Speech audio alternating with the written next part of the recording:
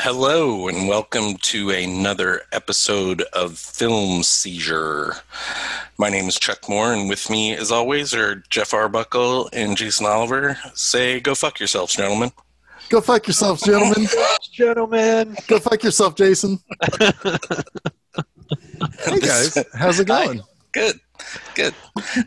This week, we are doing one of my favorite films ever, the 1986 version of The Body by Stephen King. The film is called Stand By Me. It's a very coming-of-age little movie here. Yeah, by Rob Reiner. I mean, this is a legitimate classic, right? At this point? I would say so. say so. Sure. I mean, yeah, I don't see why you couldn't say that. Yeah. I think it hits the exact right notes for people of a certain age like us. Even though, it is meant to be more for adults our age in 1986. Yeah. Yeah, I mean, I think I saw this when I was probably 10. I don't think I saw it the year it came out, but it's one of those, I think it's rated R, right? I'm sure it is. One of those films that my parents were like, yeah, we can watch this with the kids.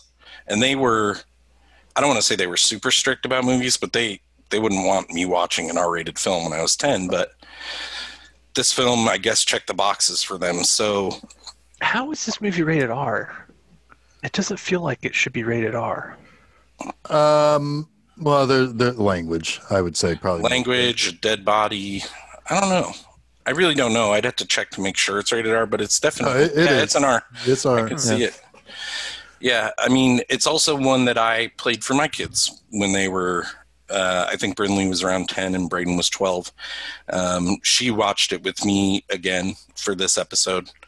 It is legitimately one of my favorite movies ever. And if you want to see me tear up watching a film, this is the one to play. Yeah. Because it happens to me multiple times for multiple reasons. Mm-hmm. As Jason had talked about last week with River Phoenix and all of us wanting to be River Phoenix, his character in this movie and the way he plays him is the kind of friend I wanted to be to my friends when I was young. And it's still... he's the kind of friend I wanted to have, right? Yeah. I mean, he's such a good friend in this movie. It's and heartbreakingly so. And to watch him now in his performance in this role, knowing his tragic end is even more emotional for me. It's just, yeah, 100%. I mean, I cried when River Phoenix died. I don't know, like an obsessed girl would over a Teen Beat guy showing up at her house, like kind of thing. Like I was devastated by his death because he was around my age. I think a few years older, right, than us. And you just expected a lot from him. Like River Phoenix was going to be our Brad Pitt, probably, maybe even better than Brad Pitt. Like we were grown up with him. He was a little older. He was born in 70. Yeah, okay, so 7 years older than me, I guess. He was 23 when he died. Yep. 1993. Yeah, very sad. Just shortly after, I don't remember Not long after Sneakers. Yeah. Yeah. Last week's episode. Yep. But anyway, this movie, it checks all the boxes for me. It's funny. It's endearing. I don't know. I think I've said enough. Do you guys, Jeff, do you have any particular attachment to this? So yes and no, actually. I saw this movie. I didn't see it in the theater. Of course, I probably didn't see it until some point in 87 or so, probably when it got onto cable. And a couple of things. For me, So there's one thing that stands out, and there's one thing that this movie taught me, probably erroneously, about life. But well, I'll get to that here in just a minute. But most people who know me really, really well know that I am particularly sentimental about stuff. It often comes through when like that will often come through with like my writing and stuff like that. Not when I'm writing about bullshit, dumb movies, but when I'm actually either doing something creatively or otherwise. But so like that, as somebody who is very, very weary of how people relate to quote unquote nostalgia as opposed to sentimentality, this movie is pretty perfect when it comes to differentiating the two. This is a sentimental movie. This isn't a nostalgic for the 50s type of movie. There's nothing in this movie outside of the music that people should necessarily be nostalgic for as opposed to being sentimental about. So for that, it hits a lot of really, really good, and to a certain extent, cliches that should touch upon a lot of sentimentality, right? Particularly when we talk about like the paths that these characters take as they grow up and grow apart. But it's so it does the thing that that is going to almost be tailor made to say, hey, I'm going to really, really appreciate this. Now, the one thing it taught me erroneously is that I still think that if I go into any kind of natural water, that I'm going to get leeches all over my dick. Yeah. This movie and Rambo Part 2 taught me about leeches. Well, there's also a scene in Octopussy with leeches when Bond gets into some water, and it's like, come on, guys, hey, come on, 80s, what are you doing with the leeches? But yeah, no, I mean, this movie is a really, really good example of how cliches and tropes can actually work very, very well in a narrative. Because it follows a lot of those looking back on coming of age or looking back at a very, very specific moment in your history. A lot of movies or a lot of stories can do that, but this is how it can say, well, this is how you do it right. Well, in a coming of age movie, cliche and tropes, and I've said it before, the reason they work is because they're being presented newly to people again and again, generation. I've said it in a more succinct way, because people keep being born, right? Mm-hmm. So it makes sense that kids do the same things. They deal with broken families. They deal with abusive parents. They deal with trying to find their place in this world. They deal with the expectations or the societal lens that they're viewed in, right? They all are navigating. Kids navigate a myriad of different things as they become adults, and that always works as a storytelling device. But again, it's like how subtle, how do you execute that makes all the difference. And this movie does it beautifully in a way that allows these characters to express and emote these things to one another in a way that they feel is safe, because they're truly friends and they feel comfortable with one another. And it's a beautiful thing to have that kind of a friendship. Yeah, and I think it also, this kind of plays into one of the last things that the adult version of, which one is it, Gordy? Yeah, right? It's Gordy. Yeah, that he writes, it's like, this is something that exists specifically when you are 10, 11, 12 years old. And I think it also has a lot to do with being a little boy too. And I've got stuff to talk about that later, but we can kind of move on to the actual plot. But yeah, I mean, this is there are things about this that, like, it does not have to necessarily specifically be the 1950s. No, right. It's timeless. It's a timeless story. Yeah. Well, it's one of those movies that, again, because it was made in the 80s, but made in the past, but set in the past, that it allows itself to be timeless as well. Mm-hmm. So it will forever be timeless. Movies that do that well, that set a movie, decades before, are already kind of have a leg up on, I think, the timeless aspect of their movie. Now, it still needs to be a good movie. Yeah, it still needs to be a good one. And this one is that in spades, but you can kind of pick and choose. It's a little bit, you can kind of pick and choose your nostalgia points, right?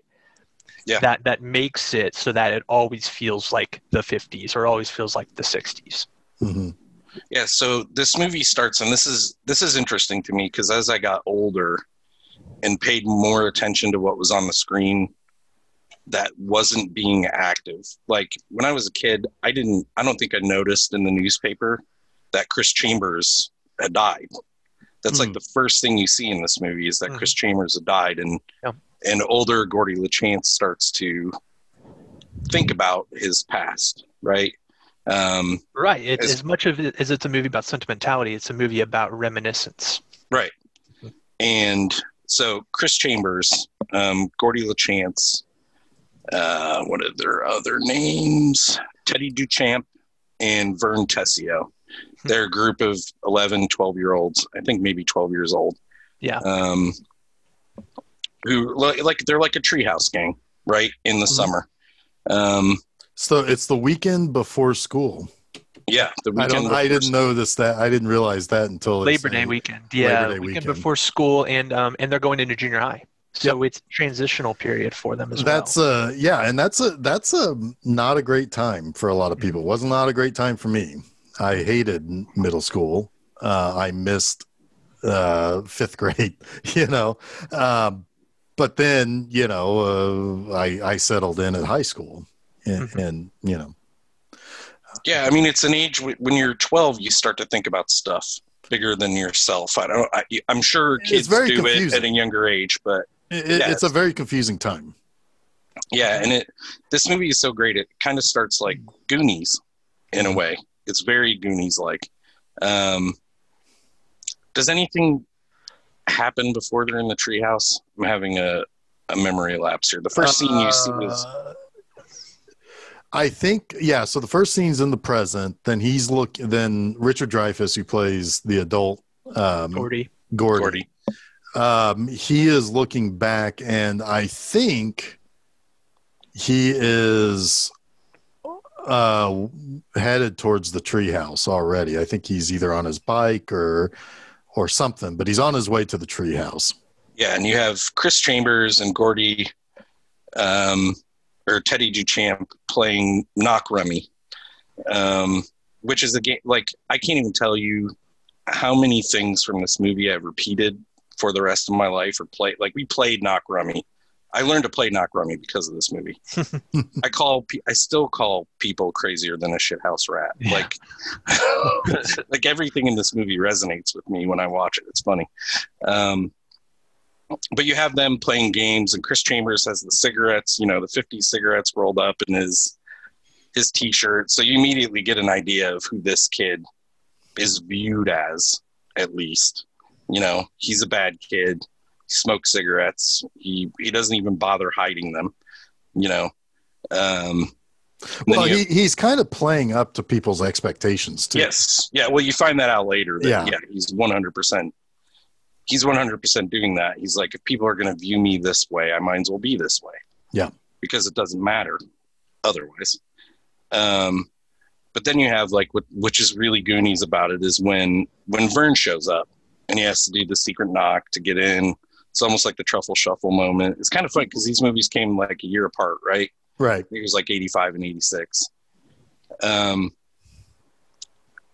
But he wants to tell them he's very excited about what he's found out. And every time he tries to tell the story, the other kids start singing "I Ran All the Way Home" at him, which is just funny. But basically, he's found a body. Or he hasn't found a body. He's learned of a body of a kid their age who had disappeared a few days ago. And they kind of, I don't know, come up with the plan every single kid our age at that time came up with. You sleep at his house, I'll sleep at... Yeah.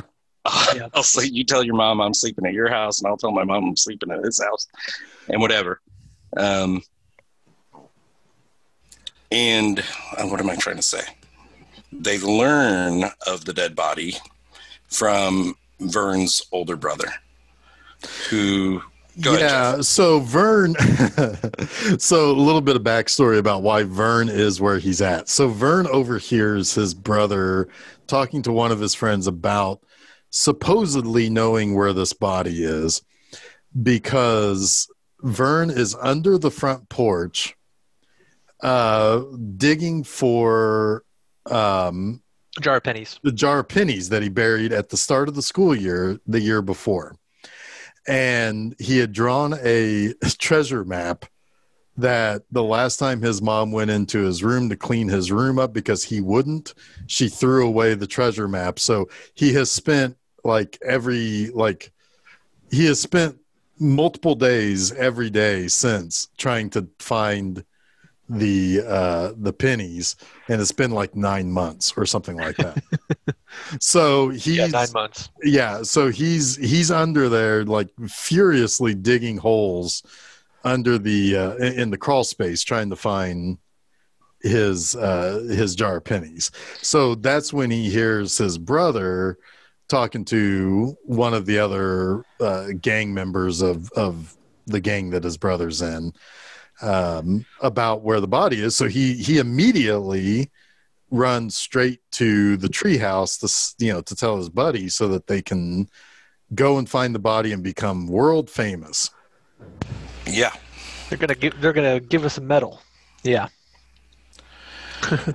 So after that, we find Gordy at home, and he's looking for his canteen, and this is where we learn that his home life has not been good since his older brother, who's the star quarterback of the local football team, died in a car accident.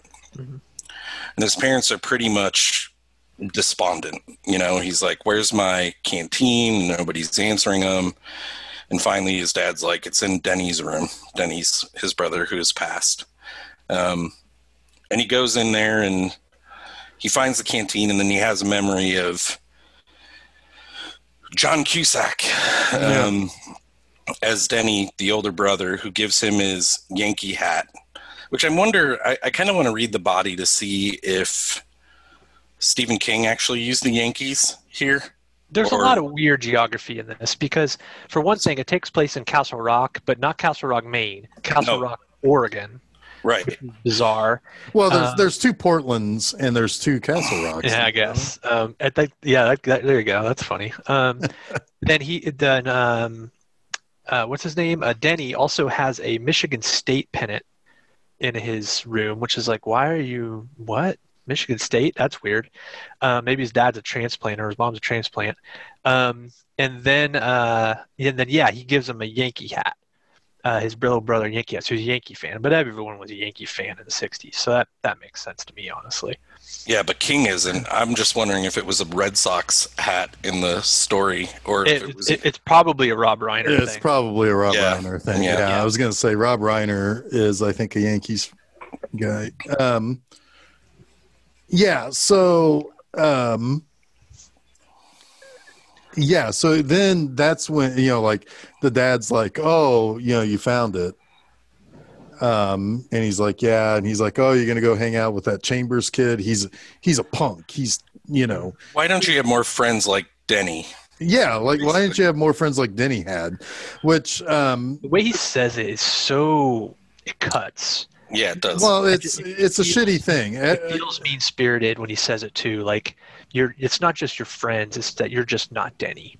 Yeah, exactly. Yeah. Why And can't you beat Denny? yeah, I think this is probably kind of. I mean, like there's a lot that can be unpacked just in general about expectations that boys tend to have put on them, even to this day. But you almost get the impression that it's like Denny was the athletic star, therefore he is masculine and he's a man, and he's, but this other kid of ours doesn't have that kind of interest in sports.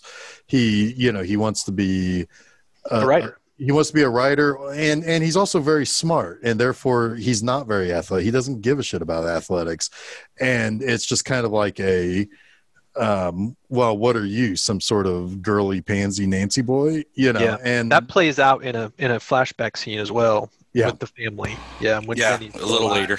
Yeah. Yep.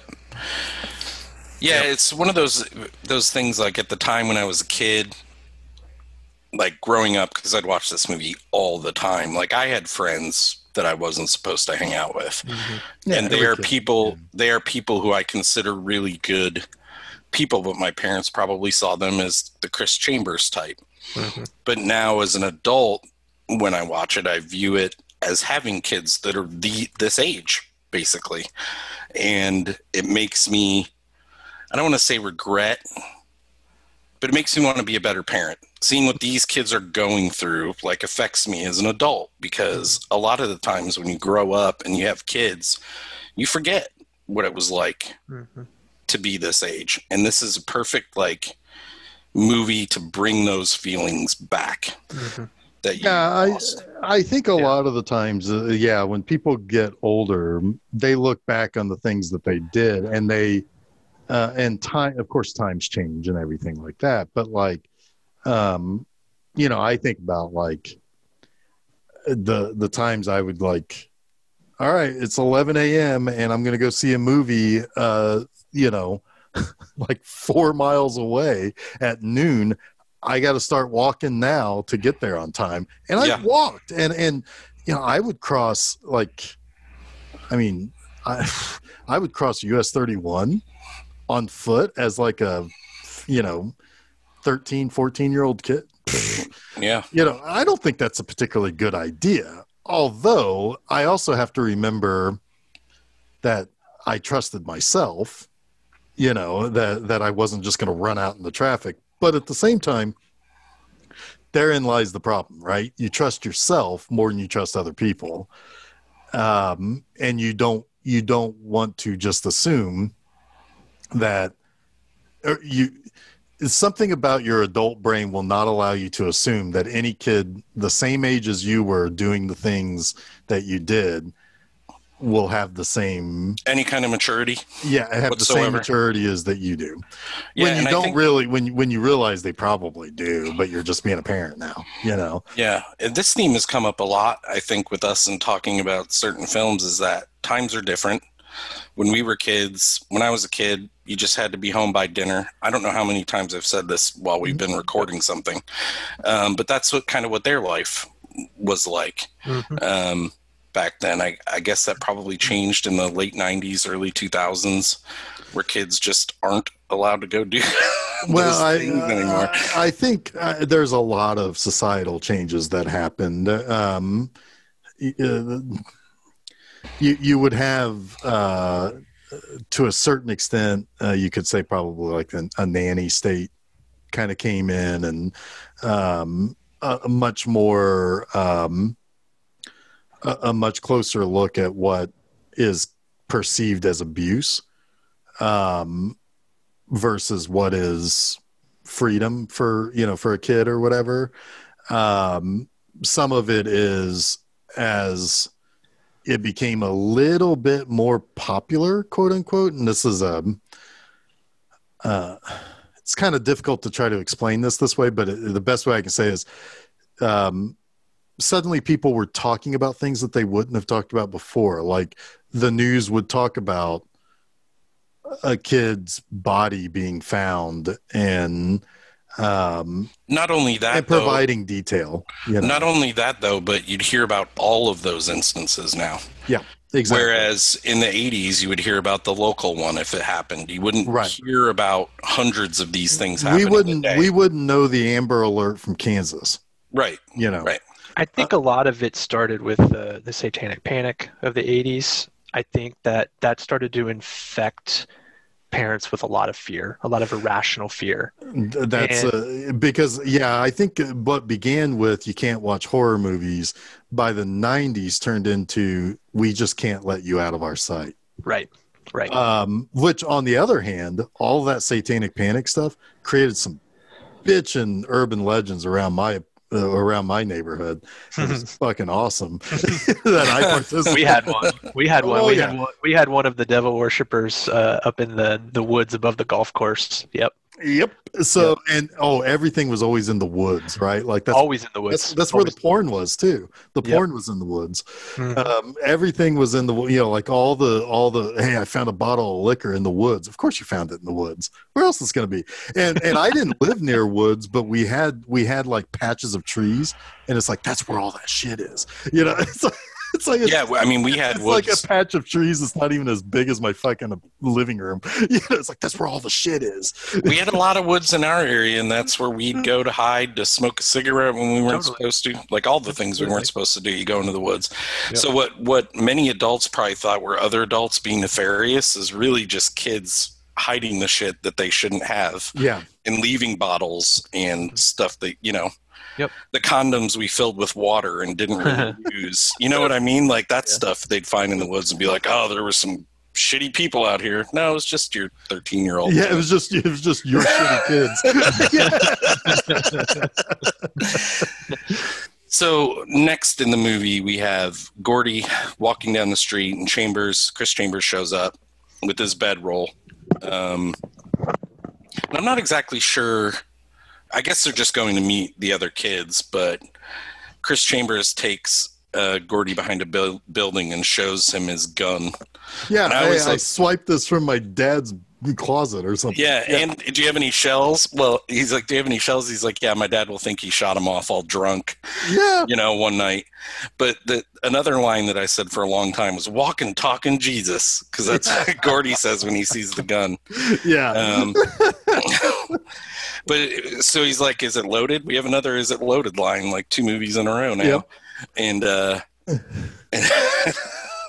And Chambers is like, what do you think, I'm stupid? Yeah. So Gordy shoots it and hits a trash can. And well, and then the waitress from the diner that they're behind, of course, is the hot waitress that all the kids know. Yep. Yeah, it's like, oh my God, it's like because now Gordy's afraid that they're not going to be let into the diner anymore to see the hot waitress. Yep. It's so funny how like they do talk about things like what's important, what seemed important until we discovered girls, but they've already discovered girls. It just hasn't really taken hold yet. It hasn't applied to the girls around them. Exactly. It's the waitress the older who has women. The big tits. Yeah. Yes.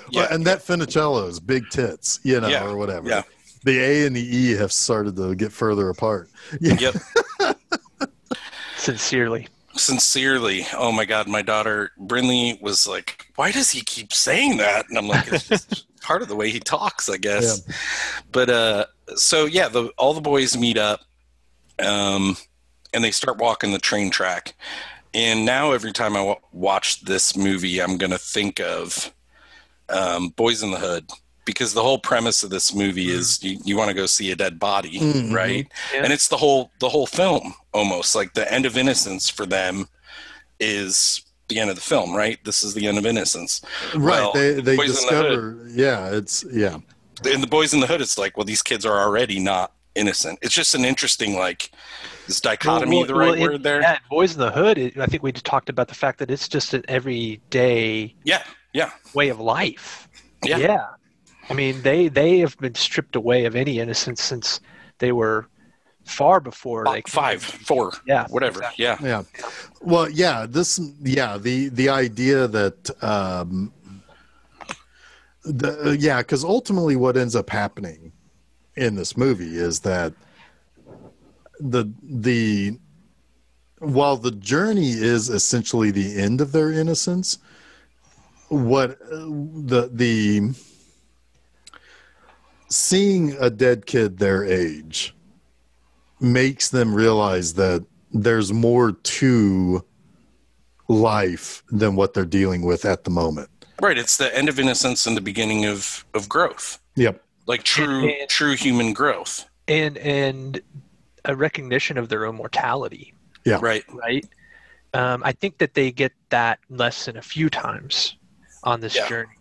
But well, Gordy especially has already gotten that lesson to a certain extent, but not quite in his face physically. Right. No, I think But a lot of I think the movie is really coming to terms with with the finite aspect of life. As a young boy, you're realizing that you're not here on this planet for forever, right? And there's a lot to navigate, but you also need to make sure that you try to be true to yourself, right? It's well, and that's what Chris is trying to teach Gordy. Right. Yeah. Because I mean, like, think about it. When we were 12 years old, how old could you foresee yourself ever being? Yeah. Like I when I was 12, I could have never seen myself as a 43-year-old, almost 44-year-old guy. No, I just think, I mean, life seemed like such a vast ocean. Yeah, and on top of that, when you're 12 years old, time moves very differently. Yes. It's slow, so you're 12 forever. Mm-hmm. The summers are longer. By the time you're in high school, summer flies by and you got to go back to school and it sucks. But nowadays it's a brief flicker in time for me. Yeah. Speaking of age, I remember my dad in his 30s, and thinking that was old, and thinking of how mature and smart, and like he had lived a full life already. He was just a smart man. He had all the information you'd ever need. And then when I hit my mid-30s, I was like, holy shit, how did my parents deal with us? Like, because I had young kids, and I was like, I don't know anything. I can pretend I know a lot of stuff. I can espouse wisdom, but am I really full of any kind of wisdom at all?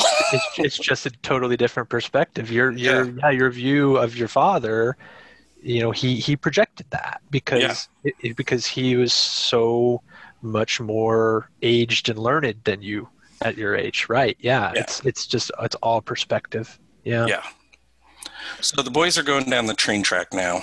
I love the line because Vern is starting to get cold feet about this whole journey, and Teddy Duchamp's like, did your mother have any kids that lived?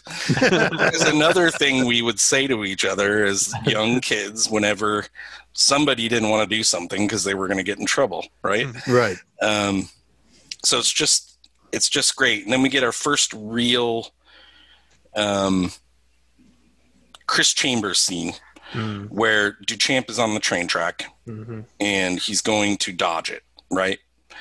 And Chambers gets real fatherly, like, I need to protect my friends, right? And he's trying to pull them off the track. And this is something I think that's happened with every kid and their parent almost, is you get totally pissed off at your parents for doing the right thing because you feel like they're stomping you down. Right. And this is how. Well, because you also, by the time you're 12, 13 years old, you start seeing yourself as a viable member of the community. Right. So you think of yourself as an adult.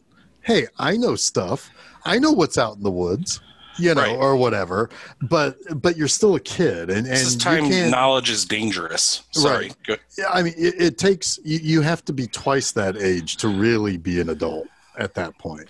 And even then, you're probably not. But probably not. No. What we have here with Chris is we have 4 kids who have each dealt with some kind of trauma in their lives. Except for Vern. I don't think they don't explain it so much with Vern, right? But Vern is he's just the happy one.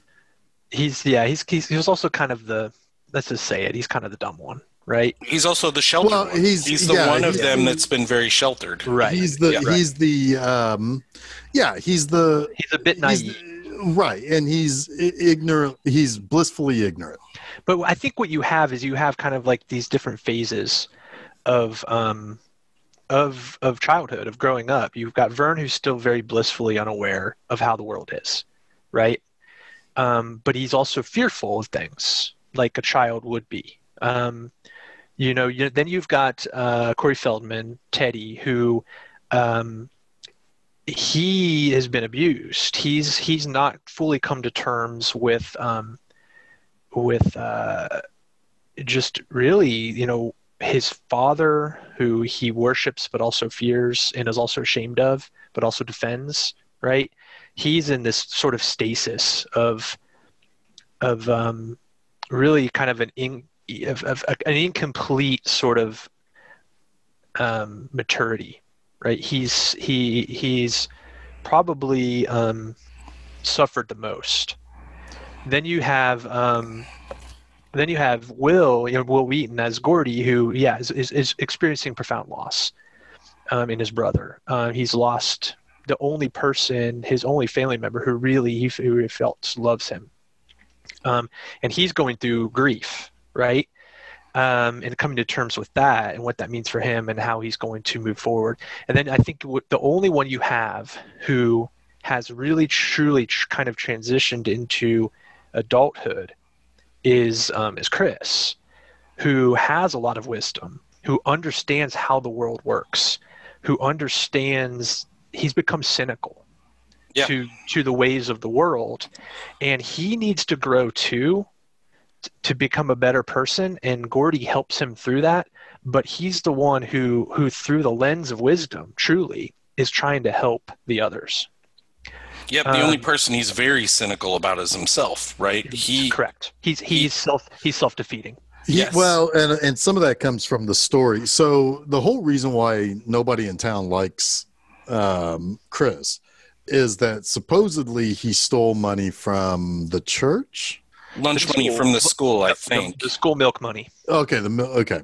Mm-hmm. And the thing is that he did. However, he returned it. Yeah.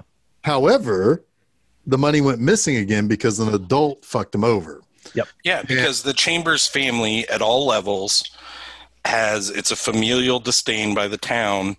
When you live in a small town and you have a certain last name, it doesn't matter what you do, you are seen this specific way. Yeah. And that's another thing that Chambers realizes that he's smart about is that, and it also affects him and hurts him, is that, well, I have my older brother who's a shithead, I have my father who is a shithead, and probably his father too. So the Chambers name is besmirched here. And it's a cycle that they allow to perpetuate generationally. Yes. And then the dynamic between Chris trying to make Will feel seen and did I say, I said Will, but Gordy, and Gordy trying to make Chambers or Chris feel that what people see is not what you are. Mm-hmm. Like they both have a different I don't know how to explain it accurately, but he says it to him when he says, well, you're smart enough, take those classes with me, right? He sees potential and they both see potential in each other that they don't see in themselves. Right. And they're exactly what each other needs. Yes. And it's one of those things too that I struggle with in my life is that you often give good advice to people that you should take yourself, but you don't. You're really good at assessing other people's situations and trying to help them through what they need to get through. But if the same situation happened to you, you don't recognize it. Well, it's hard to look. They're both going through that. Yeah, it's hard to look in the mirror. Yeah. Because you don't think anybody's going to know you better than you. Nobody's going to understand your situation better than you when that's not exactly true. Right. And that's So, yeah, because that's one of those things that it's like, the big talk is, it's like, which is interesting that this is, how things used to be. But like, you had two different tracks that these kids are going to go on, right? Like Gordy is primed to go on the track that will lead him to a university. Everybody else is on a track that's going to lead them into C9 or the technical schools and being a mechanic, or it's just what would say are looked down upon positions in the time. Service people, yes. Whereas you're going to have people like Gordy is going to be leading the service people, right? And when you're 12, that you don't see that you're going to be in those different, in those different lanes. But Chris is wise enough to understand that he's, things are going to change. Yeah. So before we get to that monumental conversation that they have about that stuff, they end up at, which is probably the funniest part of the movie. This is our moment to take a breath, kind of, right? They end up at the junkyard, where you have the infamous Chopper, a dog who is commanded, at least in these kids with this urban legend, to sick balls. Yeah. Just so funny. It's so good. And they scale the fence and they're like, we have until 3:00. They've determined that nobody brought food, right? At some point during the track. They've pulled their money. There's a great line about that later. Oh my God. Yeah. I already know which one it is. Yeah. Is it they pulled, oh yeah. Yeah. It's perfectly deadpan and amazing. No kid is that articulate, but I don't care. It's still a great line. It's great. Yeah. But he's a writer. He can be that articulate. That's fair. That's fair. Yep. Yeah. But they pull their money and they got to get food and they what do they do? Flip coins. Flip coins. Oh, and they get the goocher. Yeah, they get the goocher, which is another one of those. We had something like this when we were kids that was exactly like the goocher. I can't remember what it was, but basically they all flip tails. And this is, according to Vern, who's the gullible one who would believe something like this. The superstitious, yeah. Yeah. That if you get a goocher, that means bad things are going to happen to you. Yep. And they flip again. They flip again after they've calmed Vern down, and Gordy gets the off flip, whatever. He's the loser. He's a loser. He's got to go get the food. Yeah. And then they do the thing with the line that, man, my friends and I used to say it all the time. The when I look at you, I throw up. Yep. And then your mother walks around a corner and licks it up. Yep. That was just, oh my God. It's so great. They perfectly capture iconic of my childhood. Yeah. Yes. One of those moments for sure. And then they perfectly capture what it's like to be a kid in this moment. Mm-hmm. But then Gordy has to go and buy the food. And of course, the guy who owns the store recognizes him as Denny's younger brother. Yeah. And even though Gordy, his face should let this guy know that he doesn't really want to talk about his brother at all, keeps talking about how great his brother was and reaffirming all that shit he hears at home. Well, and I think, again, that's an adult not really giving a shit what a kid feels. Or recognizing that a kid can feel anything. Exactly. And I think that is, and I mean, again, this could be partly because it is, I mean, I'd like to think that today people have a different sensibility around that, but I doubt it. But like it's one of those things where it's like, you're a know nothing kid, or whatever. But the thing is with it is that he just does not recognize that he does not want to be viewed. Yeah. So this leads and this leads to Gordy kind of going off into memory zone and not paying attention to this guy anymore. He's just not listening, and he starts thinking about the time they were at the dinner table, and Denny is supposed to be focusing on focusing on football, right? That's the father's. The father's made it really clear that Denny should not be thinking about anything else. No girls, nothing, no football. I can't hear you right now, Jeff. I'm sorry. I'm sorry, I was muted. Sorry about that. No, the mom from Gremlins is like, hey, so Denny, well, or what about girls or whatever? Yeah, so-and-so's cute or something. It's something like that. And the dad's like, nope, he can't, you gotta make sure his balls are still full of that sperm so he can make the touchdowns. And all the while Denny's like, you know what, we should be noticing Gordy here. I mean, he's written a great story. You guys should be talking about him. Forget about me. Yeah. It's such a great dynamic between Cusack and Will Wheaton just in general in the movie.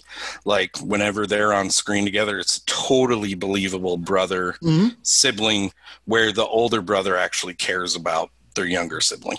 Yeah. I know that's not everyone's experience in life, but this one, it comes off really believable. Genuine. Yeah, really genuine.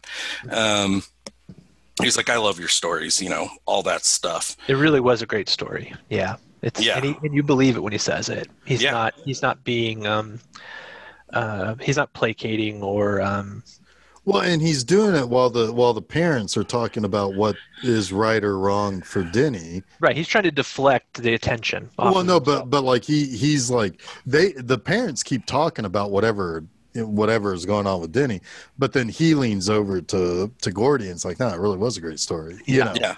Right. Yeah. So then Gordy comes back in the little shop. I forget the name of it. And he buys their hamburger meat. And he heads back to the junkyard and walks into the junkyard. He's kind of a little bit lackadaisical. And then he realizes his friends aren't there. They're running away. Yep, and they're running away. Haven't we all been there? I've been there. Where absolutely. You get back to the group and you're like, wait a minute. Why is everyone gone? Something's not right. Something's not right. Yeah.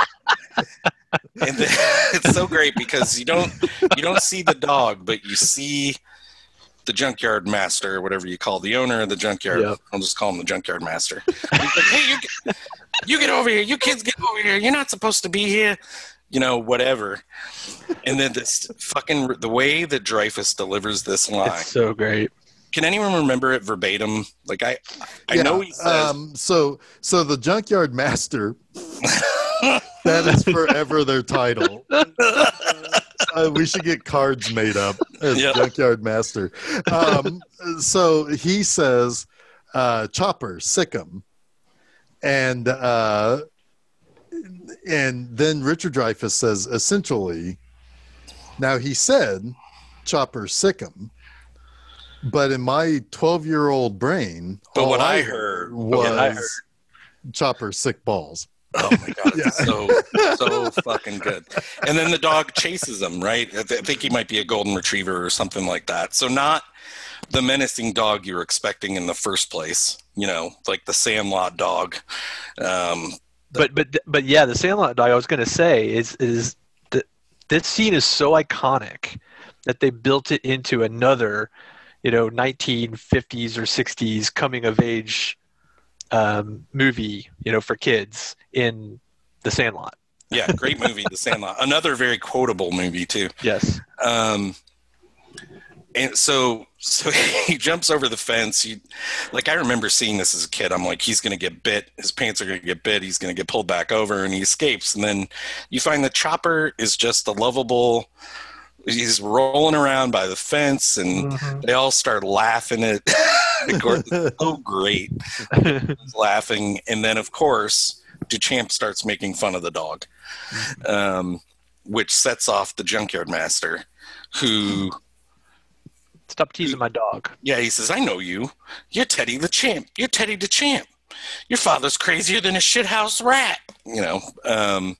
Which sets Teddy off. This is that moment where you realize, even though he's been abused, even though his father was sent away, he still has complete reverence for it. Maybe not complete, but he has a lot of reverence for his father for some reason. He has, I think, an understanding of of his father's sacrifice, what that did to him, and he's forgiven his father for taking that out on him.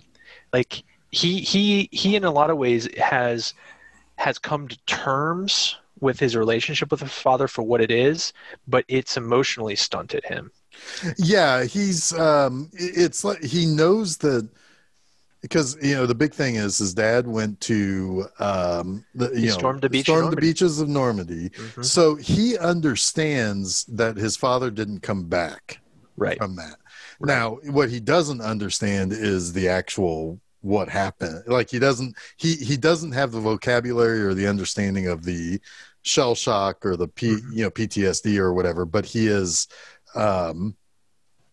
he understands the what his dad's gone through, and through that understanding he's figured out how he lives with it. Now you're right, though, it also stunts him because he knows what it looks like to everybody else. He knows that to the junkyard master that his dad's is a crazy person. He knows to his friends that sees his ear because his dad flipped out and put his head on his on the grill or whatever, on the stove or whatever, and nearly burned off his ear. Like they understand that the person that should not be doing that has done that to their friend. Mm-hmm. And so but at the same time, like he's kind of in this he shatters at this point because he knows he's defending his dad, even defending him to the point of the indefensible stuff he's done. Right. And he looks like a fool. But he's also, if anyone should be allowed to forgive his father, it's him. And he doesn't understand why people can't see past his father's faults because of his father's sacrifice. That's another theme of this film, though, is that the way that other people look at you, they always reduce you to one thing. Right. Like everyone is reduced. He's a crazy person's kid. Yeah. Yep. That's it. And his father's crazy. It doesn't matter that he was in war and that he's been reduced to this one moment in his life. Just like the Chambers family has been reduced to all bad kids. Mm-hmm. Just like whatever. It's like Danny is reduced to be living in his brother's shadow. Yep. He'll never live up. Or Gordy, yeah. Gordy. Or Denny is reduced to just a football player. Right. In a sort of a way, it's kind of a different take on the sins of the father idea, right? Mm-hmm. It's like, which, I mean, I'm sure we all had this situation where it's like, you can't be friends with that kid over there because, his family's bad news. Yeah, or whatever. It's like, oh, they, my friend Jeff, they don't do enough. They don't wipe their ass enough, or whatever. They're stupid. My friend Jeff used to dress up in ninja garb and jump out of trees in people's yards, and he used to do this is stuff he was doing for fun, but it made him a bad influence in my parents' eyes, mm-hmm. right? Which they eventually came around on once we all got older and they got to know Jeff, and they, but yeah, we all had that. Yeah. 100%. Yep. He doesn't wipe his ass enough. I don't know about that one. I was just thinking of a dumb excuse, a dumb reason why somebody's like, "Oh, that guy, he's an idiot." But it's reduction. Wipe his ass enough. Yes, it's reduction because Jeff wasn't a ninja that was trying to break into our house, but that's all anyone could see, or whatever.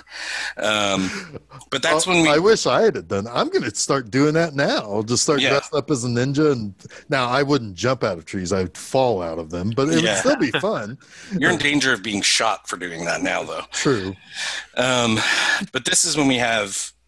So the next scene we have Duchamp apologizing for ruining everybody's fun, and Gordy at this point has recognized this shouldn't be fun. This journey that we're on to see a dead body isn't fun at all. Mm-hmm. And of course, that's like, it's literal to the moment, but it's also like the broader spectrum of the story is like this growth part of our lives is not fun for anyone, right? So that's when Chris talks to Gord about his dad. Yeah. And I can't recite it word for word, but basically it's like he's saying that Gordy should be a writer. That's his calling. He should take advantage of his gifts. And Gordy's like, well, what are you, my father? You know, or you're not my father or something. He's like, well, maybe I fucking should be. Yeah. You know, someone needs to look out for you. Someone needs to support you. It's the same thing he kind of said earlier to Teddy, when Teddy says, I don't need no babysitter after the attempted train dodge. And Chambers comes back and says, you do too, right? Yeah. He does feel like he's taken responsibility for his friends in a lot of ways. And it's natural. It's a natural state for him to be this way. Yeah. But then this is where I have a note where this perfectly balanced. This film is so perfectly balanced that we have this really heartfelt moment. And then you have this great line by Duchamp at the end of it where he says, by the time we get there, he won't be dead anymore. Yeah. Which brings you back. Like, it's like, okay, you have this moment, but now let's bring you back into this trip we're on. Yeah. This is the part two, I believe, where he tells them the milk story, right? Which we've kind of already covered. Yeah. Well, no, he tells them later by the tree. Oh, that's right. It's a little bit later. The next scene. It's later when he breaks down. When Gordy breaks down a little bit. Yeah. Yep. Yep. The next scene here is when they're actually crossing the bridge. Oh my God! This is like harrowing. Yeah, they talk about maybe going around, but how long that would take to do. So like, no, let's just take the damn bridge. And you have Vern crawling on all fours. Oh my God! Right? Yeah. And they're just kind of walking. It seems like, you know. There's a line before this. There's a line before this by Teddy that always killed me. He's like, "You guys do that, whatever." And what does he say? He says, "Oh shit, damn it." Oh yeah, I'll be waiting. He says, "I'll be waiting on the other side, relaxing with my thoughts." Yep. So good. It's good. The best. It's like, and they're like, "Oh fuck it, okay." That's like the last point of the argument that they can't argue with. They're just like, "Oh, it." Yeah, we're not going to allow that. We're going to be there with you. Relaxing with my thoughts. But then, of course, what happens while they're on this bridge? But a train, right? And Gordy has that nice yell of train, and Vern just, you know, he starts moving faster, but he's still on all fours. They're never going to make it across. Chambers and Duchamp, of course, do, and they're waiting there. And I'll tell you, man, the level of River Phoenix face acting while they're watching the other kids run across is just tremendous for a kid his age. It's amazing. He's great, and I mean, all these kids are great in this movie, but he is transcendent in this movie. Yeah, it's amazing. It's amazing. It's even like I don't know. Feldman kind of played the same character a lot in the 80s, but this is like the ultimate for me for him. And maybe it has a lot to do with the movie itself, but I'm like, he is tremendous in this movie as well. Of course, I had already seen him in Goonies. I wasn't very familiar with any of the other characters, really. But yeah. So they're running across. Gordy finally gets Vern to stand up, and they're running. And he tackles them like at the last second off the side of the bridge, and they roll down the hill. Like, there's a moment where you're like, oh my God, they're fucking dead, right? Especially when I'm 12, I'm like, one of them has to be dead, right? After this drop. The ultimate train dodge. The ultimate. It's crazy to me when I watch this scene. Every time I always think the same things. When they get on the train or get on the tracks, I'm like, walk faster, like run, like don't just be lackadaisical. You got to really move, right? And then you see the spaces in between each board. And you're like, oh, they can't really move that fast because their foot's gonna go right through. But then they have to run, and they do, right? Yep, So it yep. always it takes me through this whole range of like logic versus movie reality, right? Right.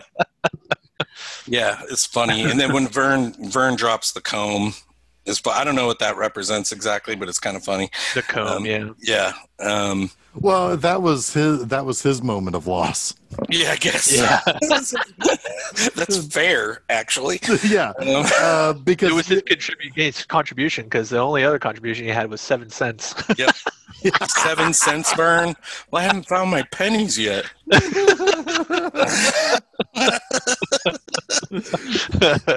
Well, gee, Vern, I guess a more experienced shopper would have gotten more for your 7 cents. Oh, it's so wonderful. It's so that line is one of the best in the movie. Yep. So the next, I think, is the moment where they end up camping. Yes. Yes. Together. Which is that great scene with Lardass. Yeah, another breakup of the movie that's just wonderful. Go ahead, Jason. Oh man, I'm gonna let Jeff take this one. Take it away with Lardass, Jeff. All right, so this is one of those. It's one of those campfire stories that's like an urban legend, right? Mm-hmm. Like there's this kid. He's so he's so fat that he earned the nickname Lardass, and he's it's David Lardass Hogan, and Lardass is he's so fat that even his mother and his younger sister calls him Lardass. And Brinley was laughing so hard at this scene. Yeah, go ahead. It's good. This is the perfect scene for kids. It just hit every it's goddamn great time. Yep. Yeah. Oh, it hit as an adult too. Oh, this is totally a Jeff story, 100%. Yes. Yeah. So he's looking for some revenge on the town that keeps calling him Lardass. Now this kid is a very large boy. He has a gland issue. He's a gland issue. It is a gland issue. Yes, Yeah. it is. To which I think, is it Vern that says, "Oh, I have an aunt that has a gland." Yeah, Yes. of course. Yeah. Vern won't let the story go on. He has to comment on frickin' everything, just like I'm doing to your story. Exactly. Thank you, Vern. Vern Moore. Sincerely. Would you like to comment on Pez while you're at it? So he's going to enter this pie eating contest. Now, in this pie eating contest, you have you have like several adults. You have just one guy who's just a guy or whatever, and you have like the celebrity guy, which is the radio DJ that everybody hears throughout the movie. And then you have like the mayor or something, Superintendent, or something. Yeah. Yeah. Well, so then Lardass goes up there, and now the guy who's running the contest has put a bet in on this one guy to win. And even the guy who gets the bet put on him, he trips Lardass when he just to twist the dagger a little bit that this kid's a loser, right? And so he gets up there and he starts chowing down on these blueberry pies. Now, here's the thing about these pies. He is he is just face all up in that. Like I had said, that this is, pie eating contests always seem like very highbrow sort of, very, it's such a dignified thing to do when you have pie shit all over your face. But anyway, so what we find out is that Lardass has set up this whole contest, and he has prepared for his revenge by drinking castor oil and a whole freaking bottle. Yeah, a whole bottle, just a whole. Like, he is like, that kid's gonna have a lot of friends at the college parties because he's just gonna be pounding beers. Well, Doyle rules. Yeah, he is O'Doyle. Yeah, he is. He's totally O'Doyle. He also has an egg And there was something else, wasn't there? I think it was just the raw egg and the castor oil, but Okay. that's enough. Well, as they say, he's in his fifth pie as an unholy sound starts grumbling in his and everybody the else. sound design is so great on that. Oh God, it's so great because you can hear it. Oh yeah, it's like all like twisting around in there, and like everybody else eating the pies at the contest are like looking over at Lardass and everything. Well, he finally lets out. He empties his stomach of 5 blueberry pies right onto the guy next to him, which of course causes the other another contestant to puke on the other guy. Which then the smell hits the audience, and now they're all puking on each other. You've got kids puking on their parents, husbands puking on their wives puking on their husbands, twins puking on each other. Yeah, twins. The twins are the best. The ladies auxiliary guild vomiting on the Royal Order of the Elk. Order of the antelope. Of the antelope. Yeah. The antelope. And then like and details tell the story. Gordy knew it. Yep. And then what's great is that after he tells the story, I think it's Vern is like, so what then? Like, that's the end. That's we have a little small Stephen King joke here, and I don't know there if is it's no totally ending. intentional. Oh, that's like, funny. The ending sucked. It's a good story, man, but the ending sucked. And then Vern's like, well, what happened to him? And he's like, he went off to somewhere, and he's like, oh yeah, okay, great story. Well, Teddy wanted him to. Teddy in a moment of Freudian flipping, I guess you would call it, wanted Lardass to go home and kill his father. Yeah. Like, oh geez. Oh, I didn't even think of that. Yep. Yeah. Yep. We should pause here for a moment just to catch up on where the gang has been through. Oh yeah. Because we've kind of gone past them. We haven't talked about Kiefer Sutherland at all. No. So the two boys that Vern's older brother and somebody else are friends with Ace Merrill and I think it's Chris Chambers' older brother, Eyeball. And they had and Chambers and Gordy had run into them earlier to kind of set up this, the bad guy of the story.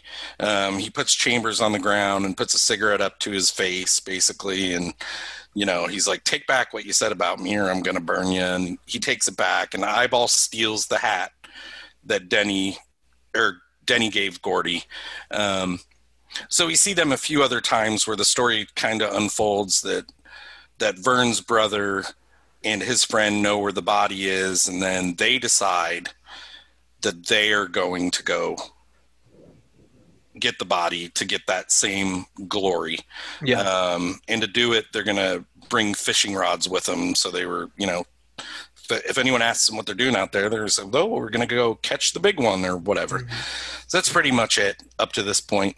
Ace was the very embodiment of the bully I feared as a child. Like, carries around a switchblade. Ace just really, really scared me as a kid. Well, he's also the quintessential Stephen King psychotic bully. Absolutely is. Homophobic guy who carries around a knife and gives himself razor blade tattoos, all that shit. Yep. Yeah. And and like I mean, I'm not entirely sure, outside of the fact that obviously Richard Dreyfuss exists, that those kids would have survived if that person was real. I know. Like, he would have hunted them down and killed them. Mm-hmm. You mean post-movie? Yes. Yeah. But anyway, or at least cut off their fucking faces or something. I don't know. I think he probably went to the army or something. He was probably gone within a year or in jail. Yeah. Mm-hmm. He knocked over the little shop, the little general store and butcher place. Yep. Yeah. Well, and you get the feeling, maybe I should talk about this later, that his gang dissipates. Like there's a little bit of the way that his gang members leave him. They've kind of lost respect for him. So I don't know if he would have had the same power he would have when he has 10 other people behind him. And to some degree, maybe. you gotta figure that two of his fellow gang members are the older brothers of two of these kids, right? Yeah. At some point, they're gonna stop it. They're going to stick up for family or get him back. Yeah. Right. Yeah. Yeah. Fair enough. So next, after the story, everyone goes to bed, and they're woken up by the sound of, well, Duchamp thinks it's the dead kid's ghost screaming in the woods.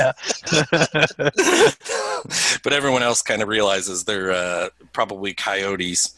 Mm-hmm. So they decide to take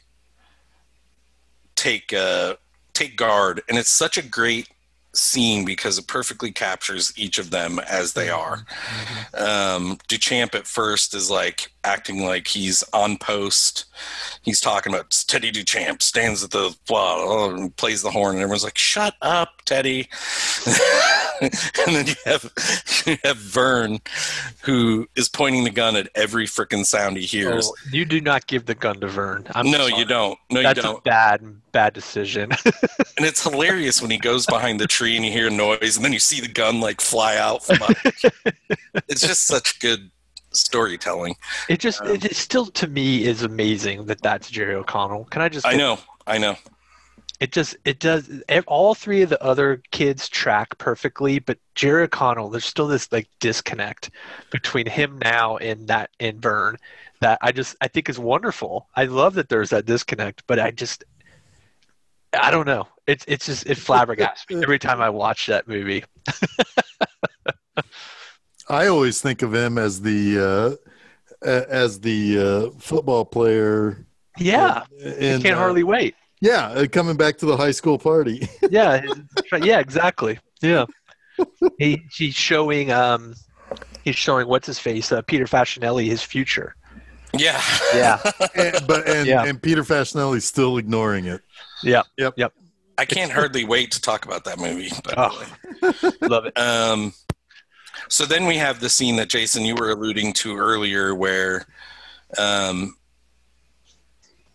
Chambers is standing guard and he starts to hear some noises from Gordy. He's having a bad dream. Yeah.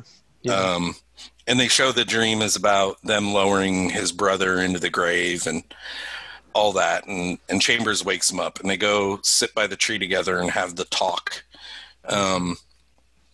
where Chris Chambers, admits that he was the one that stole the milk money. And Jeff, all the stuff you had said earlier, that the teacher took advantage of him returning it because no one would believe him if he said he did. Mm-hmm. And she goes, buys a dress that she had her eyes on. Mm-hmm. And this is like the one moment you see Chambers kind of vulnerable. Absolutely. In the whole movie. And I think it's because he and Gordy are best friends and the other kids are sleeping. He doesn't have to be not the tough guy, but the glue mm-hmm. at that moment. So he can kind of have a breakdown. Mm-hmm. But that's a really touching damn scene. And that's another one that I get a few tears at when I'm watching it. Yep. Absolutely. Me too. Yeah. And then in the morning, Gordy sees the deer. And there's something really, this is very Stephen King as well. And I'm not entirely sure after seeing this movie 100 times what I even think about that scene. I think it's something different every time. But it's like a moment, I think, that Gordy keeps for himself, right? It's kind of an abstract moment in his life that it's like a serene, peaceful Yeah, Yeah, and it's go ahead. like this. It's sort of. And I don't know if you've ever had an experience where you do kind of have this sort of out of body moment where this could never have happened in any other place at any other time, but it's happening now and it's happening to me, and it's beautiful. You can't explain that to anyone else, right? But it means something to you and it changes you, right? And that's what happens to Gordy. Yep. My daughter asked me at that moment, like, why won't he tell the others? And I'm like, I can recognize what it is, but I can't really explain it to you. Yeah. I don't know how to explain it to you, but it was important to him. Mm-hmm. And it was something that he couldn't necessarily to relay to the other people, just like I can't tell you what it meant. Yeah, that's exactly right. Yep. But yeah, then we have, I didn't mean to cut you off there if you had more to say there. No, Jason. no, that's all I had. Then we have them walking down the tracks, and they make the choice to go through the woods. Oh, right? yeah. This is Jeff's haunting scene. Yeah. Jeff, if you want to tell this walk through the woods, it'd be great. Well, yeah. So at this point is when they decide, it's like, well, they can take a shortcut, right, through this lake or pond or whatever. And but the thing is that, oh, this thing isn't very deep. Well, we could just probably walk across it. It's probably only going to come up to our, to our waist or whatever. And they walk a few steps and then and they all fall in, right? And, it's all fun and games and they're all laughing about it. And then all of a sudden they realize that, leeches. So they run out of the lake or the pond or whatever. And they start, picking the leeches off of themselves. And, like it's all over them. I mean, like, They're everywhere. They're everywhere. And Gordy realizes he has one on his scrotum. Yeah. So this is a bit traumatizing because he pulls he's wearing the white tighty whities, Yep. and he pulls the waistband off and he looks down. He's like, guys, he's horrified. And then he reaches in and he pulls the leech out and it's like super bloody. Yeah. Like why is that all of his bloody? Well, all of his blood is on his balls. I guess. It creeps me out. That freaked me out when I was a kid, and still I have a similar.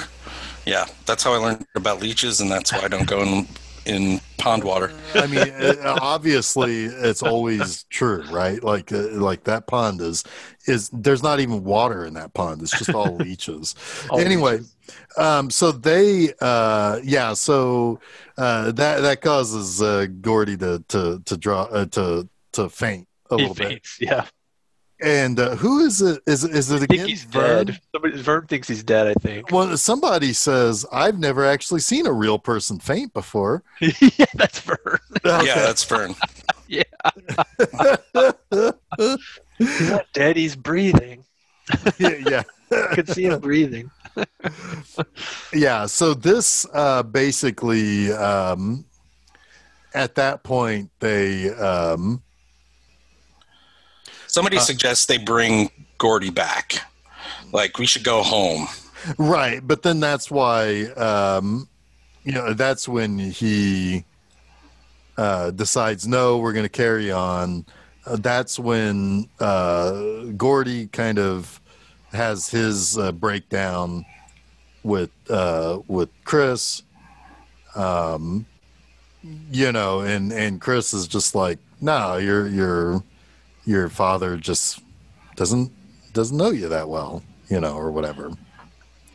And basically it's like saying, hey, he doesn't see you for who you are, but that doesn't mean that nobody else does or whatever. Right. And so then at this point they get back literally on the track, and they decide to split up. Two of them are going to look one way and the other two are going to look the other way. And I think it's Vern who's like, "Hey guys, I see him." It is. Yeah. And so they find the body of the kid. Barlow, is that his name? I think it's Barlow. But yeah. No, it's Brower. Ray Brower. Yeah. Yeah. So they find him, but then right then also shortly, not too far after they find him, then Ace and his gang start showing up. You have that good scene though where Gordy is sitting on the branch and he's like, "Why did you have to die?" Mm-hmm. Yeah. And at first you think he's talking to the boy, but then Rivers or Chambers sits next to him and he's like, "Why did Denny have to die?" And they have that another touching I'm gonna cry moment in the movie. But then yes, Ace shows up at first by himself, right? He walks down there and it's like, "Oh, look what we have here. Oh, look at these homos," or whatever. Yeah, and he's like, "Yeah, but there's 4 of us and 2 of you," or whatever. Yeah, I guess. Yeah, and then the rest of the Wu-Tang Clan shows up out of the fucking woodwork. It's like they just start coming out of trees. They come up under rocks. They're all over the place at this point. And it's like, yeah, what about it? And let's be honest with you. Do you think that like Donald Sutherland set Kiefer down when he was like a teenager? It's like, "Kid, the way you look, you're always going to be the evil one in a movie." Until you're Jack Bauer. And even then, I don't know if I trust him because I know who Kiefer Sutherland is. Yeah. And I know that he raged too. He burned twice as brightly for about longer than anybody should. But anyway, yeah, so he shows up and he's like ready to, I don't know, cut these kids' faces off. I don't know what Ace wouldn't do to somebody. I know. He's already like established himself as an absolute maniac in the chicken with the truck. Right and when they're racing. Oh yeah. I mean, he's out of control. Yeah. I mean, at that point, you really don't know what his limits are. Right. And that's another good. That's what makes him so fucking scary. Yeah, and it's good storytelling on Reiner's part or King's part to set this guy up as someone that you do feel like might kill one of these kids. So 2 of them take off. Duchamp and Vern kind of run away, but Chambers is standing up to him. Like, "No, we're taking him back. This is our find. He's ours. We are going to bring him back." And at that point, Ace is like, "Nope, I'm going to kill you." Right? So he starts walking towards them. Total fear on the viewer's part. Like, yeah, he's probably going to stab Chris Chambers. And what happens? Gordy fires the gun that Chambers had brought with him. Yeah. Yeah, and Gordy's had enough of his bullshit at this point. Backs him off. Yeah. Yep. Calls him a cheap says, dime store hood. Suck my fat one, you cheap dime store hood. And he's not totally. At this point, everyone in Ace's group is like, "I think this kid might be serious."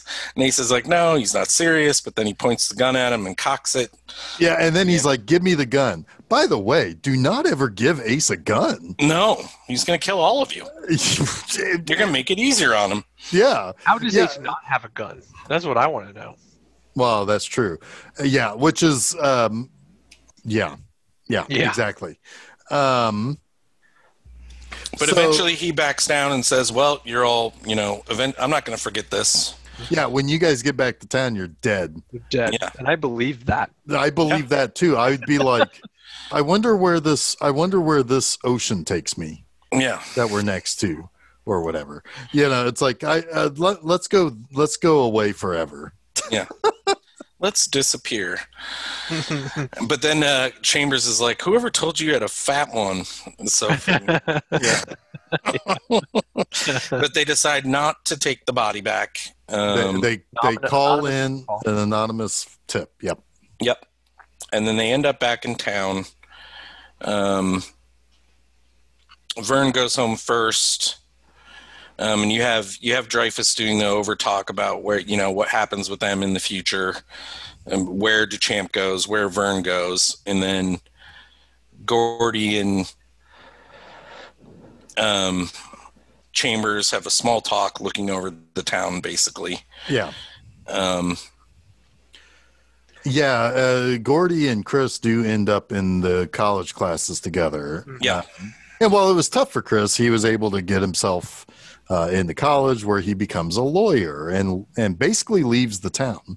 Yeah. And leaves the Chambers, bullshittery. Breaks the cycle. Duchamp, I think he ended up in jail, and then doing odd jobs around town. Vern ended up driving a forklift, like found his, having him getting married and having kids, like living a relatively normal life. Yeah. Yep.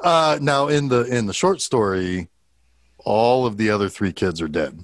Oh, really? I didn't know. Yeah, like Chris ends up the same way, but Teddy and Vern die in a house fire and an auto accident. Which I like again, this way better, I think. Well, yeah, but I mean, again, it's all part of that like kind of perfected trope of you literally can't go home because all of your friends are dead. Yeah. All the people you grew up with are gone, and they all met tragic ends, but you made it through, buddy. Good job, or whatever. And it's the, it's a very stereotypical pulling at the heartstrings, right? Right. And it's particularly important too how Chambers dies. He, like you said, he becomes a lawyer. He gets out. He breaks the cycle, but he tries to break up a fight in line at I think a fast food restaurant, which is very Chambers.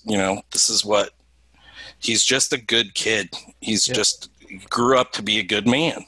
Yeah, he's trying to solve the people's problems. Yep, and he ends up getting stabbed in the throat.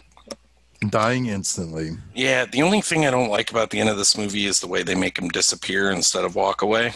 But that's a minor grievance, I guess. I get it from a storytelling perspective, but I'm always like, ugh. Well, again, it plays again to the trope, right? Like, he's literally gone now, Yeah. Yeah, and I think I don't even think this is the only movie that does that. No, actually. Certainly not. But anyway, and that's and Richard Dreyfuss is putting the finishing touches on his story. Of course, now he has kids, and his kids are wanting to go to the swimming hole or to the pool or whatever. Yeah. And and he's kind of wrapped up in his own stuff, but he is a better father than his father was, which he's taken the lessons to heart. And I think also the point is that every single one of these kids have gone that, like, because they also say it's like Teddy and Vern become just another face in the hallways at school, right? And that happens. It's like, God, I mean, there were plenty of people that I was friends with in elementary school that in high school was just another face in the crowd. Yeah, absolutely. It happens. It happens. There are specific moments in your life that those types of those things have where you have distinct forks in the road that your friends take different forks than you do. Yeah. That doesn't change what was or anything like that, but it does. It definitely has a. It makes those moments that you look back on maybe a little bit sweeter. Yeah, I mean, he has that the way that he ends his story, the line, "I never had any friends later on like the ones I had when I was 12. Right. Jesus, does anyone?" Right. Well, I mean, nobody can. No. You can't. Right. It's impossible to have friends like you did when you were 12 because you're only that age once, and after that, everything frickin' changes. Yeah, and that's where you get into that talk of like some of the things that these kids talk about one-on-one, or the things that they do as a group, that in just a year or two are going to seem very strange, because, or to at least others, it's going to be very strange because, like, they're kind of hanging on each other. They're talking feelings, which, by the time you're a 16-year-old guy, you don't want to talk about your feelings with your other 16-year-old guy friends. You generally don't, probably. Right. You generally don't, or you are scared to, or, and you end up, that's when things, you have to figure out a new set of things in your life. Life is constantly, every 5 years or so, figuring out a new path in your life, or a new way of thinking about things, or a new way of being. Those who don't break out of that cycle don't end up so well. You have like the gang, Ace's gang, and all of that. They're never going to break out of that cycle. You could argue Chris not breaking out of his own personal cycle ends up getting him killed. Yeah, but I'd also argue too that the things that he maintained from his youth were actually good. Well, no, they are actually good, but at the same time, you could be in the wrong place with the right intentions. Right. Well, I think that that's the world. Yeah. He did do the right thing, and he did get killed for it. I mean, cause and effect, but it doesn't make him any less of a good person. He was just willing to take that risk, to do what's right. Right, and I'm not saying that does have a negative effect, but it's just another way of saying it's like the way you are. If you continue to always stay on that same path, sometimes, a lot of times, it doesn't work out well for you. Even if it's with good intentions, or with a kind intent. Yeah. But anyway, some things I want to say about this movie that we didn't talk about at length. The music, the way it was used, is excellent. It's really good. Even Brinley was like, I know this song, and like was, when they did Lollipop, and the way I always loved that with the thing in the mouth. Yeah, it's great. It's fantastic. Susan even did it while we were watching it, and it was a really good one. And we commented, man, that sounded perfect. I did too, and Brinley made the same similar comment. I mean this whole movie honestly is permanently imprinted in my brain. The music was great. I had another note, but I can't remember it now. But all in all, this movie is just wonderful. That's the last thing I want to say about it. Yeah, and one of the things I wanted to say is that this is an excellent movie if you really want to understand, even though it's handled very differently in the 2020s. But this is an excellent movie to watch if you want to understand what pressures boys go through growing up. It's like boys do have a lot of advantages.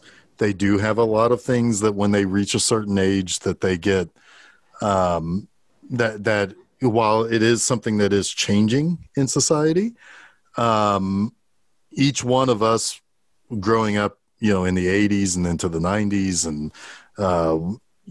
we had advantages that are unfair when you really look at, like, why not assume that girl over there might know science better than that boy? But whatever. But there are also, the trade-off for that is there are societal pressure on boys that is not great. And it does lead and does trickle down into why there are a lot of issues that fall under the umbrella of like toxic masculinity and all of that. But this movie kind of explains, while not hitting you over the head with it, can kind of explain where some of that comes from. And it's boys have it tough. It's just that sometimes you don't always see what are the things that they struggle the most with. Yep. And this movie deals with that in a very touching way, in a very proper way, and also maybe saying that it's important for boys to be able to open up to their friends and talk about things that bother them, or and dealing with those vulnerable moments. I was going to say that the moments that they have of expressing emotion and processing emotion, I think are really important for young boys to see. Yeah. Because you're right, Jeff. A lot of society looks down on men or boys who express emotion as a sign of weakness, and it's like toxic masculinity that perpetuates itself. And it's and the irony of that is that repression of emotion and an inability to express and to process and to be vulnerable is what really what allows sort of that negativity and that toxic masculinity to fester and to manifest in really unhealthy ways. Yeah, you need to have a hard shell when you're a boy. At least that's what you're told. Yeah. A hard, tough exterior. Yep, you got to stand up for yourself. You got to play the sports. You got to, whatever. And that was a big deal. Certainly a big deal back in the 50s. Yeah. It's like, oh, I fought in World War II. What are you going to measure up to be? You going to be a little pussy, or are you going to be a man? And now we're looking at an era also which simply having sympathy or empathy for somebody is deemed weak and useless and politicized a certain way, and it's fucking bonkers. So everyone's been given a voice now, and we all hear the loudest people. Yep, and that's true. And that's in the end, the world is better when you can process grief, emotion, disappointment in yourself, not just going around telling other people you're disappointed in them, but processing those things. The world is better if you can do that. And it's going to be better for you if you can do that. Yeah. So, and if you grow up with that hard exterior, those four boys could very easily become the next ace in their gang if they don't find a way to process that and work their way out of that. So, yep. Thanks for accepting this suggestion, because personally, this might be my favorite episode I've been a part of talking about. I think movies like this that make you talk about ideas outside of the film in a meaningful way are the best kind of movies for me. And sometimes I want a brainless, romp, but this is sometimes you want kind of movie. Sometimes you want a Days of Thunder, is what you're saying. Yeah, sometimes. Never. Well, I sometimes want a Days of Thunder. But thanks, sincerely. Sincerely.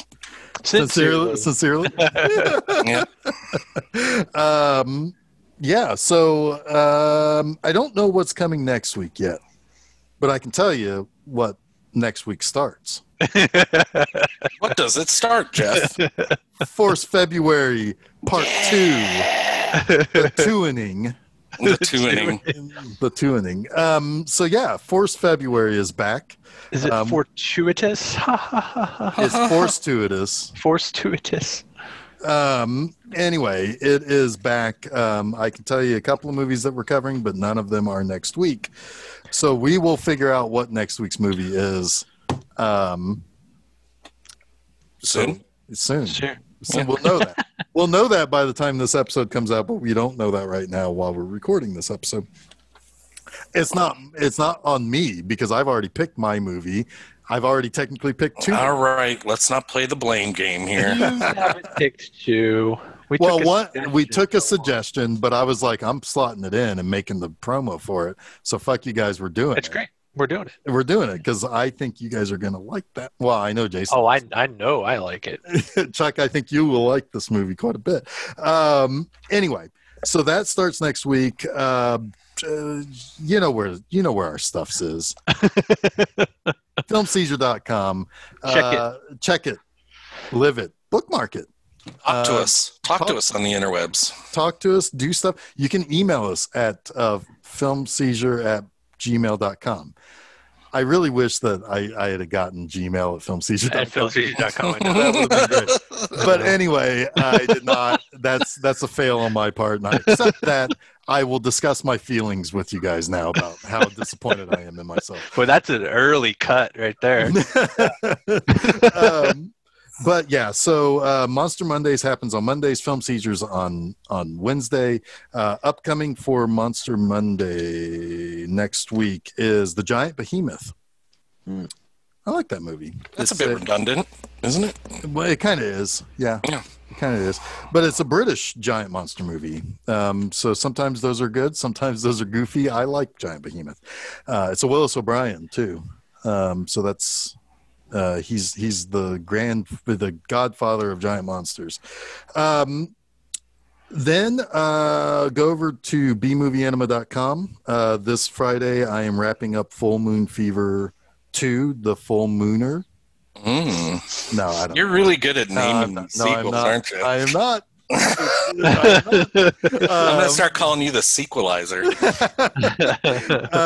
But yeah, I finish up with a sequel, as a matter of fact. Version Hunters 2 is dated 2016, but looks like it was made in 1990 something. Oh, that sounds awesome.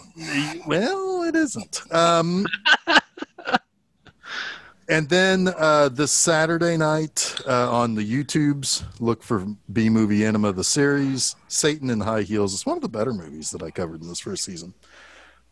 So do those things and then come back for Force February 2. The 2. Coming to an earbud near you. Coming to an earbud near the two of you. Also. Anyway, so so that's awesome. We will do all those things. Go to the various places that you find awesome podcasts, and you will probably find Film Seizure hanging out there. So do those things. Anyway, until next week when we blow the fucking lid off of February once again. I am Jeff Lardass Arbuckle. I'm Chuck Moore. I'm crazier than a shithouse rat, and you have been listening to Film Seizure.